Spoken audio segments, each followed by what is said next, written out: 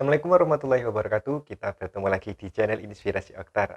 Ya, ada kabar yang mengejutkan terkait dengan PKH maupun BPNT di tahun 2023 ini katanya akan dihapuskan dan diganti dengan program kewirausahaan sosial.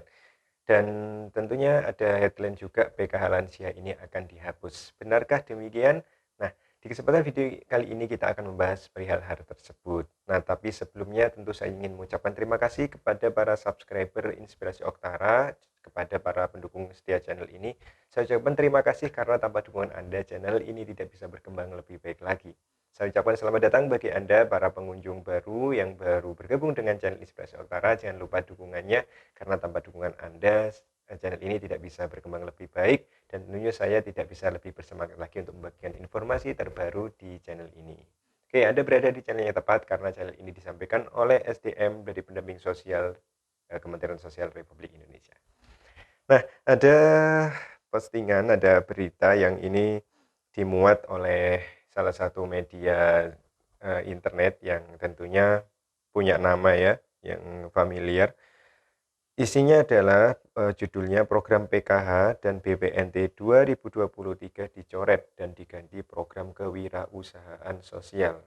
Lalu ada lanjutannya PKH lansia akan dihapus. Apakah benar seperti itu? Nah, menurut informasi yang ada di sini, pasalnya awal Desember telah ditetapkan APBN untuk tahun 2023 yang tidak lagi menjadikan PKH dan BPNT sebagai bansos, akan diganti dengan program kewirausahaan sosial. Oke. Nah, kita tahu bersama bahwa untuk bantuan PKH maupun BPNT ini adalah bantuan yang apa ya, manfaatnya ini sangat dirasakan oleh masyarakat. Untuk PKH sendiri ini memiliki 3 komponen penting, yaitu komponen pendidikan, kesehatan, maupun kesejahteraan sosial, yang masing-masing komponen ini menurut survei yang sudah saya lakukan pada KPM yang saya dampingi, bantuan ini sangat bermanfaat. Untuk misalnya untuk komponen pendidikan, anak sekolah dari SD hingga SMA, bagi masyarakat yang kurang mampu ini bisa membantu meringankan beban pengeluaran untuk biaya pendidikan anak sekolah. Ya, meskipun bantuan PKH ini tidak bisa menutup 100% ya, tetapi PKH ini setidaknya ketika ada tagihan buku, membayar administrasi sekolah dan lain sebagainya, dengan cairnya uang PKH ini yang cair 3 bulan sekali ini bisa membantu ya meringankan beban KPM-nya.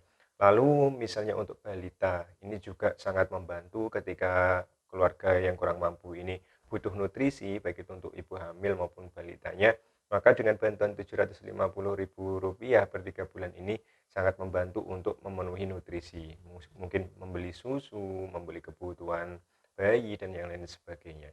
Termasuk juga untuk kesejahteraan lansia maupun disabilitas berat. Bagi lansia-lansia tunggal yang tentunya ini tidak dirawat oleh keluarganya atau tinggal sebatang kara, bantuan PKH ini sangat bermanfaat untuk memenuhi kebutuhan hidup mereka. Meskipun memang 3 bulan sekali 600.000, tapi ini sangat penting dan bermanfaat bagi keberlangsungan kesejahteraan lansia maupun penyandang disabilitas tunggal itu sendiri, penyandang disabilitas berat.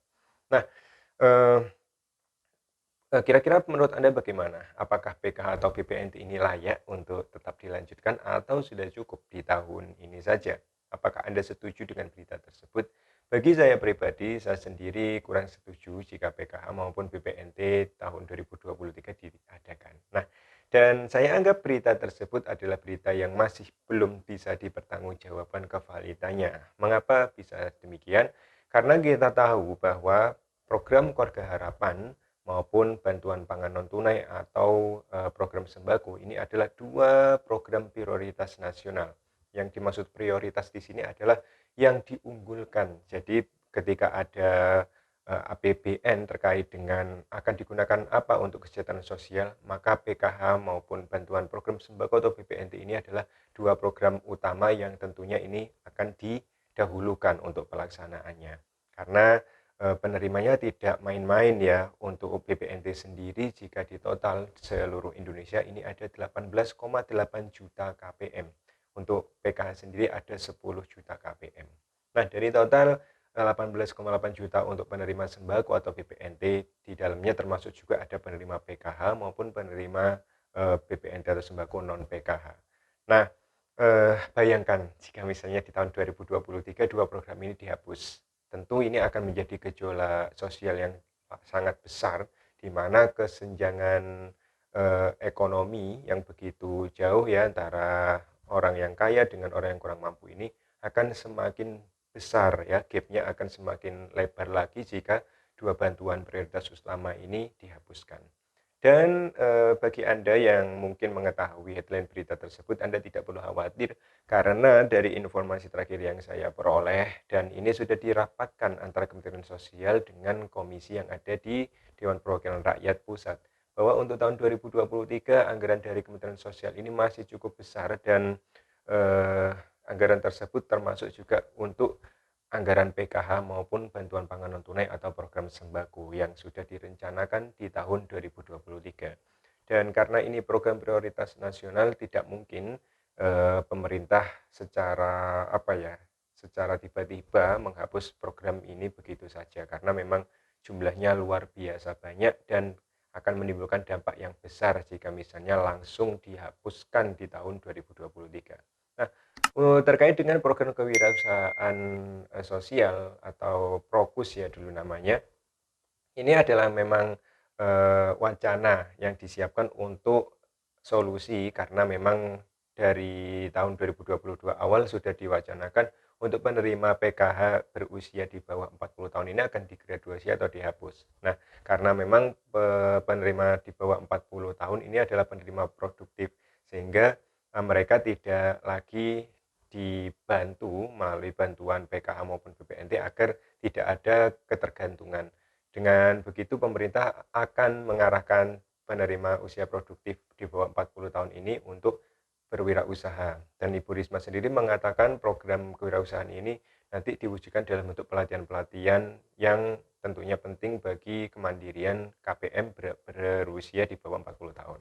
Yang jelas ini memang programnya seperti apa, teknisnya, petunjuk teknisnya seperti apa, pendamping sosial masih belum menerima informasi resmi dari Kementerian Sosial. Dan untuk PKH lansia dihapus, ini juga informasi yang tabu yang menurut saya masih belum bisa dipertanggungjawabkan kebenarannya karena tetap tidak ada perbedaan sebetulnya ya, tidak ada kamar PKH lansia, PKH balita, PKH sekolah tidak, namanya semuanya PKH. Hanya saja Anda mungkin salah membaca informasi di berita yang ditulis bukan dari pendamping sosial PKH sehingga ada redaksi-redaksi yang kurang tepat yang dibaca oleh KPM sehingga KPM ini merasa ketakutan. Jadi seperti itu. Nah, dari pembahasan ini saya tegaskan bahwa untuk PKH maupun BPNT tentunya tidak ada ya, belum ada informasi yang masuk ke dalam di masing-masing pendamping dan kami sudah mengkonfirmasi kepada koordinator wilayah ya, kepada petinggi PKH yang berada di wilayah masing-masing. Ketika kami menanyakan kebenaran berita tersebut tidak ada jawaban ya, ya. Itu artinya eh, beberapa penulis berita yang menyampaikan hal tersebut mungkin ini bertujuan untuk menaikkan traffic pembaca ya, agar pembaca lebih penasaran sehingga membaca berita yang ditulis dan tentunya ini bukan dari SDM PKH ya penulisnya dan ini mungkin berita yang hanya untuk menarik minat para pembacanya. Jadi seperti itu.